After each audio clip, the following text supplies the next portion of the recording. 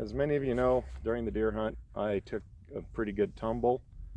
Did a lot of damage to my scope. I knocked the scope cap completely off the top. This one here is pretty beat up. I'm contacting Bushnell to see if I can get some more. I've got another ding back here. A lot of dings in the stock. I'll roll some pictures in on that right here. And this is one of the nice things about having a synthetic stock is you damage them, not a problem. So I'm going to see if I can even hit a target. I've got somebody left some cans out across the hill, 109 yards. I just checked it on the muzzle protector, did its job. It protected the muzzle. I've got to straighten that out too, or else I'll just get with Thompson Center and see if I can get a new one. But yeah, this took a hell of a beating on the tumble down the hill, so I want to find out just how bad it's knocked out of adjustment, and we'll see what happens.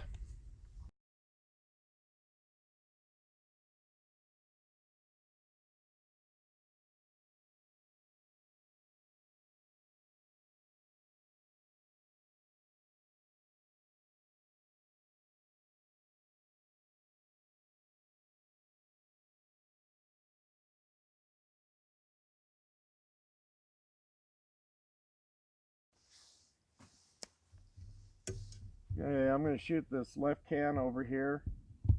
Like I said, it's 109 yards.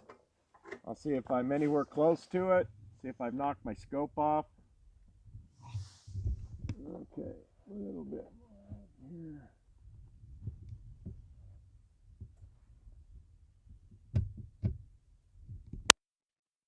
Yeah, I'm about 2 feet high and left. Well, let's do that one more time. I can't believe I knocked the scope that far off, but no wonder I didn't hit the 3-point when I shot at him. He just looked at me. So if I'm that far off, I'm not going to hit a deer at 100 yards.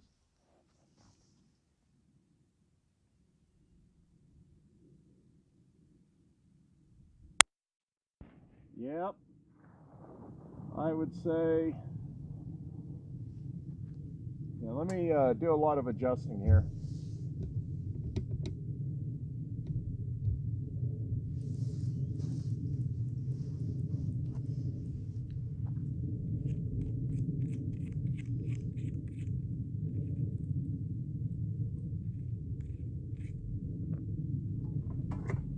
Down.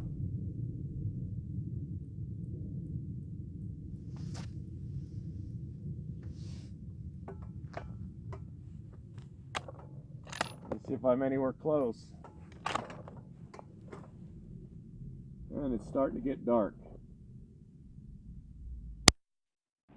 I'm still shooting way high and left.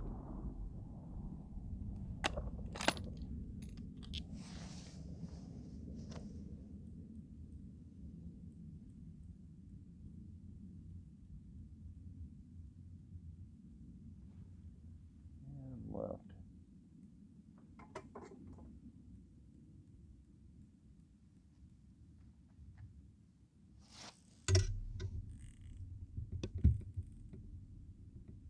Alright, let me see if I'm anywhere closer.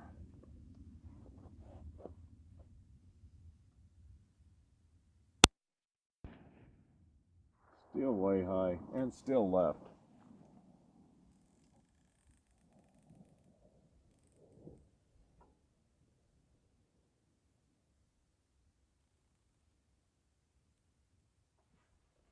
Rough adjustments.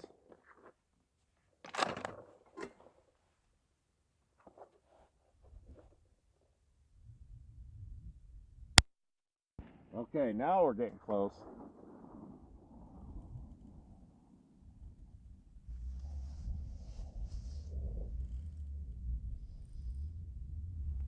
And more to the right.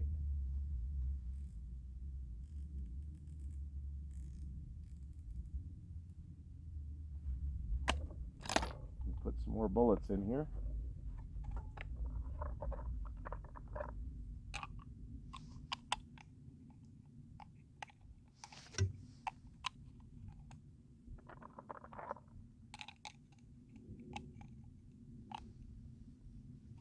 And these are my hunting loads.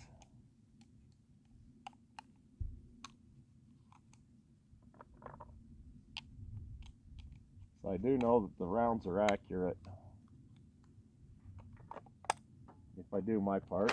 If the rifle will do its part.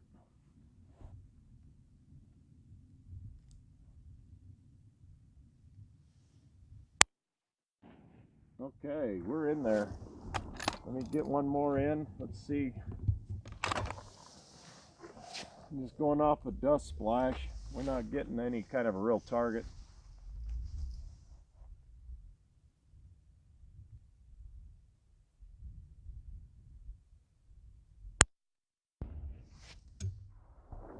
I think I need to come up just a couple of clicks.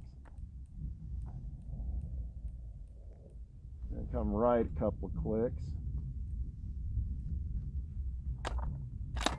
But we're definitely in the ballpark now.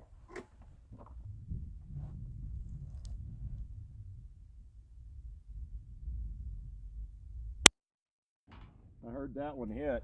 Dead center in the can. Okay, that makes me feel a little better. At least my scope is responding to adjustment. So the scope's not destroyed. That's good because I really like this Bushnell.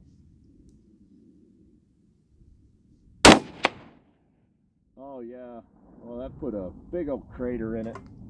Dead center. It looked like there's a lot of dust around it, but that's from the bullet going through the can.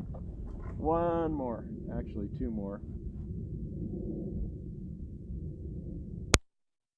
Oh yeah. Okay, so next time I come out, we'll get some, get these all zeroed again, and just remember, if you take a heavy tumble with the scoped rifle, you're going to have the possibility of your scope getting knocked off, and that's what happened with this one. I missed a really nice 3-point or Eastern Count 6-point.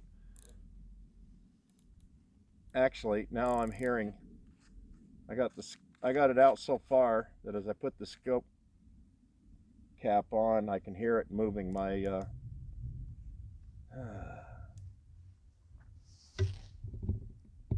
I can hear it moving my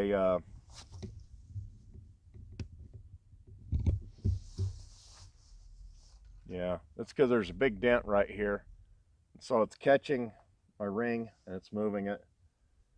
It is what it is. Okay, well, I'll put this one on the top. I'll just leave the other one exposed. I've got to get some more caps, like I said, from Bushnell. And I'm going to take the scope off. I'm going to remount it. Hopefully we can have better results. But I want to make sure that it's level and everything else. At least I'm able to hit a target again with my compass. Thanks.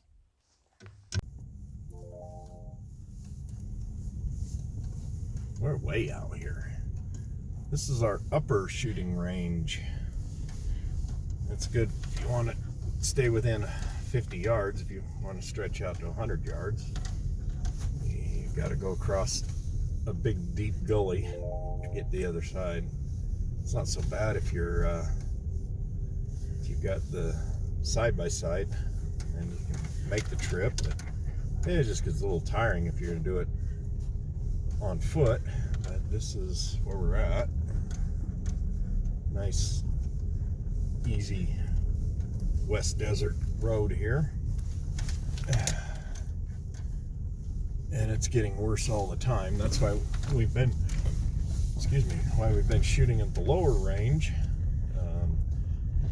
We've got the capability to get out 500, excuse me, the hiccups from that Pepsi. We've got the capability of getting out past 500 yards if we want, down at the lower range, but the upper range, we hadn't been here in almost a year, so we thought we'd come up here and do a little shooting up here, and everybody leaves their trash. That really makes me mad, but oh well, you can't fix stupid, and unfortunately there's a lot of it around. Down off the mountain we go. This is out here in front, the remnants of Lake Bonneville. This is what they call Skull Valley. Off to the right is Dugway Proving Grounds. We just had some F-22 jets fly over before we left, and they were on their way out to the Air Force bombing range, the training range, excuse me, not supposed to call it bombing range, but sometimes we get antelope in through here. There's a nice big deep rut. Yeah, like I said, this dirt road is getting pretty tore up. It's getting a lot of washouts on it. I don't think BLM is any too concerned about fixing it. Let's see, right down here over this next hill is where our lower shooting range is. There's, I don't know if you can see it, but I-80, Interstate 80 is way out there. See a lot of trucks going by. It's one of my main roads when I'm driving my truck. I'm gonna have to really look at my scope. I might have to send this whole scope back to Bushnell and see if they can correct that. I think it knocked the windage way out. Like I said, I took a shot at a 3-point and didn't even come close, and he just turned around and looked at me and about 75 yards. And after seeing the results where I was at on my first shots, I was about probably 2 feet high and 2 feet left. So I definitely knocked my crosshairs out of adjustment. Even though I brought them in and they responded, that's a good sign, but it's a bad thing that they're out that far. So I don't know what I'm going to do. I might have to contact Bushnell. They've got a lifetime warranty on the scope, and they might be able to fix it. I don't know. I hate to buy another scope, although I do have plans to buy a Vortex 4-16. I want to replace the CB Life scope on my 6.5 Grendel, but I might just put that 4-16 Vortex on my Thompson Center compass and call it good. I don't know. I don't normally buy high-end firearms, although I bought the Ruger GP100, and I don't normally buy high-end optics. The Vortex is under $200, so it's not an unreasonable price. I've also looked at the Cabela's version of the Vortex. In fact, I believe it's built by Vortex for Cabela's, and it's branded as a Cabela's, so I might look at that. Yeah, like I say, you really need 4-wheel drive to get in here. I wouldn't want to bring my car in here. I'd probably be missing the oil pan. And just over this hill here in front of us is where our lower shooting range is, and that's where we do most of our shooting. Like I said, we want to come up to the upper range. We haven't been there in 8 or 9 months. I think the last videos we shot was after we got the GP100, or I mean the EC9S. I think that was the last time, and the wind was blowing so doggone hard nobody could hear what I was saying. But now with these Rode microphones, we're in a lot better shape. So okay, up around this corner is where our lower shooting range is. It's a lot easier to get in and out of. I could actually bring my car into it, but anyway, it's still not the best conditions.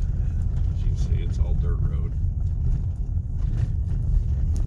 Okay, let's see. Yep, right here off to the left is where we shoot normally. Like I said, it's so much easier to get into. It's wide open, no big deep gullies and stuff. I can run the pickup out to 100 to 200, 300 yards, whatever I have my target set up at. And I can do a little bit more longer range shooting than I can at the upper one. The upper one's good for pistols. And we always pick up a bucket of brass every time we're there. Everybody leaves their brass behind. I really wish they'd start leaving some better brass. All we're getting is 9mm 45, and I've got thousands of those. Not like I really need it. If anybody has any need for 9mm brass, let me know. I'll send you a bucket load of it. Jeez Louise. Okay, so right here, off to our left, is our normal shooting range. That's where we normally shoot, is here on this flat spot right here. And the weeds are getting higher and higher all the time. Yeah, right here on this little flat spot off to my left is where we normally shoot. Very easy to get into for us. And it's got nice level spots. And then we get down here to the, I'm going to say the main trail. It's the it's the main trail, I guess, getting in and out of this area. We're still up on a little bit of a hill. Yep, there's the main trail. Not very far off, but we're pointed in safe direction so that we don't have any possibility of people getting downrange from us. Okay, and we're heading towards I-80, heading northbound on the dirt trail. This is getting washed out all the time. Every time it rains or snows, and everybody on their ATVs and side-by-sides and motorcycles come out here and ride around because there's not a whole lot of people. Yeah, it may feel like it's really rough. I'm only doing about 18 miles an hour. I usually don't travel more than about 20 on this road, if you want to call this a road. But as you can see, it's got a lot of washouts on it. This dirt is all clay. It's the sediment of the old ancient Lake Bonneville. And yeah, it's good for sagebrush and wild grasses, but you would never be able to grow anything here.